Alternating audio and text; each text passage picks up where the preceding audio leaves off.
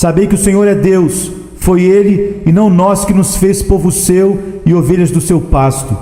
Entrai pelas portas dele com louvor e em seus átrios com hinos. Louvai-o e bendizei o seu nome, porque o Senhor é bom e eterna a sua misericórdia, e a sua verdade estende-se de geração a geração. Salmos 100, de 3 a 5. Para o que então fomos criados? Não conheço melhor resposta do que a do pequeno catecismo. O fim principal do homem é glorificar a Deus e gozá-lo para sempre. Deleitar-se com Ele. Há grande quantidade de teologia e filosofia nessa simples resposta, que nossos velhos sábios têm colocado na boca das crianças. Se o homem tivesse permanecido como Deus o fez, teria sido seu grande prazer glorificar a Deus. Fazer a vontade de Deus seria tão natural para nós quanto respirar, se não tivéssemos caído da perfeição original. As criaturas que permanecem como Deus as fez, obedecem à sua vontade. Inconscientemente, eu diria, mas onde há consciência, um supremo prazer é acrescentado, o qual torna a consciência e a boa vontade em maiores bênçãos. Vejam os planetas. Eles não são teimosos, ao contrário, giram alegremente por suas trajetórias predestinadas, porque Deus os ordena manterem-se nos seus cursos estabelecidos. Olhem as estrelas vigilantes, não fecham seus olhos brilhantes, porém sorriem sobre nós de era em era. Aquelas sentinelas do céu não extinguem suas luzes, mas continuam brilhando ininterruptamente, porque Deus disse: haja luz, e delas a luz há de vir. Não ouvimos falar de rebelião entre os corpos celestes, ou de revolta contra a lei que os mantém nos seus cursos celestiais. E onde há inteligência, contanto que a inteligência permaneça conforme Deus a tem feito, não há revolta contra a sua vontade. O poderoso anjo conta como honra voar igual a um relâmpago à ordem do Eterno. Não rebaixa a sua dignidade, não diminui o seu prazer cumprir as ordens do Altíssimo, respondendo à voz da sua palavra. Se fôssemos hoje aquilo que deveríamos ser, seria nosso prazer amar, servir e adorar a nosso Deus. E não necessitaríamos de pastores para mover-nos à nossa obrigação prazerosa ou para lembrar-nos das reivindicações de Jeová. Até mesmo a augusta linguagem do nosso texto não seria necessária para nos exortar a adorar e nos curvar e saber que Jeová é Deus. Ele nos tem feito e não nós mesmos, portanto, devemos exibir essa verdade em toda a partícula do nosso ser. Devido às coisas serem como são, no entanto, precisamos ser chamados de volta ao dever e impelidos à obediência. E agora, com a ajuda do bom Espírito de Deus, submeteremos nossos corações a tal chamado. As exigências, reivindicações de Deus baseiam-se primeiramente na sua deidade. Sabei que o Senhor é Deus. Como Matthew Henry disse tão apropriadamente, a ignorância não gera devoção, porém a ignorância gera superstição. O verdadeiro conhecimento gera e faz crescer a piedade.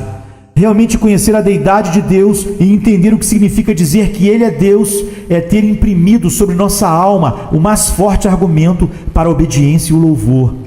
A deidade deu autoridade à primeira lei que foi decretada quando Deus proibiu ao homem tocar no fruto de certa árvore. Por que Adão não podia colher o fruto? Simples e unicamente porque Deus o proibiu de fazê-lo. Se Deus tivesse permitido, teria sido lícito. Todavia, a proibição de Deus fez com que fosse pecado comer o fruto. Deus não deu nenhuma razão para Adão ao dizer: porque no dia em que dela comeres, certamente morrerás.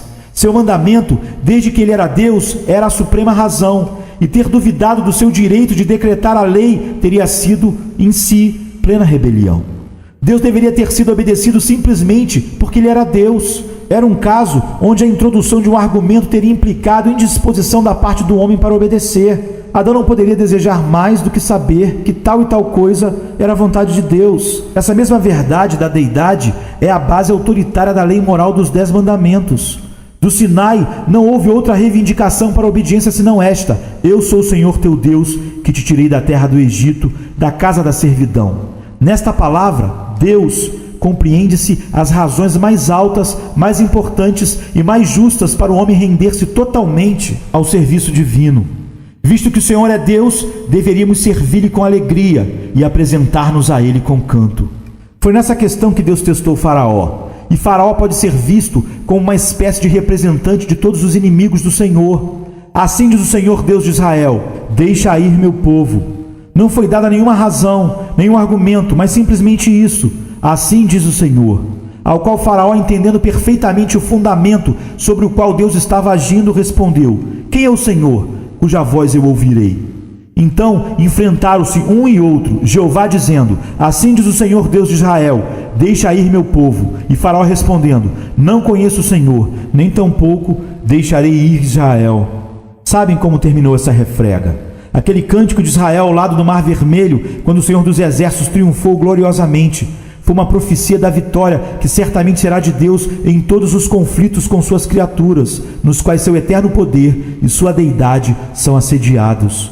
O argumento derivado da deidade não tem sido usado somente com rebeldes arrogantes, mas também com questionadores e argumentadores. Observem como fala Paulo. Ele confronta a penosa questão da predestinação, questão que nenhum de nós jamais compreenderá perfeitamente, questão sobre a qual é melhor acreditar do que arguir. E ele topa com isto: se tudo acontece como Deus ordena, por que se queixa ele ainda? Porquanto, quem resiste à sua vontade? E o apóstolo responde simplesmente: mas, ó homem, quem és tu que a Deus replicas? Não pode haver réplica contra Deus. Se é da sua vontade, então que assim seja. É certo, é bom, porque assim ele decreta. Ele é Deus? Submetam-se. Se não houvesse nenhum outro argumento, nenhuma outra razão, deixem que a deidade os convença. Ateus, um período de tempestade e tumulto tem encontrado pouco ajuda na sua filosofia. Como Faraó, estiveram prontos a clamar: rogai ao Senhor. No entanto, a oscilação da terra ou o céu em chamas, que significa isso? O toque do seu dedo e o relance do seu olho fariam muito mais. Ele toca as colinas e elas entram em chamas, mas quanto a ele mesmo, quem poderá entendê-lo? Adoremos a sua majestade irresistível e curvemo-nos diante dele, pois o Senhor é Deus.